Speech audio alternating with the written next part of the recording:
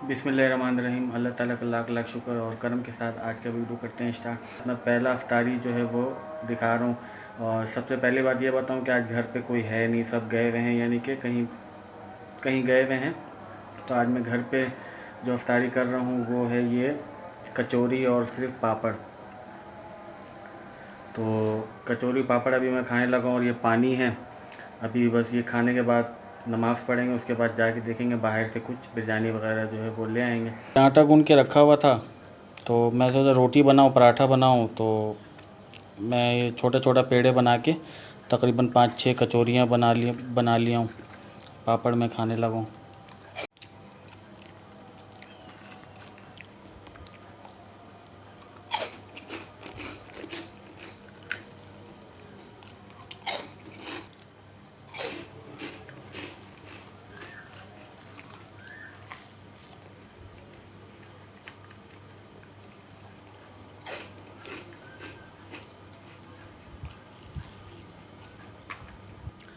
तो अभी चाय पीते हैं।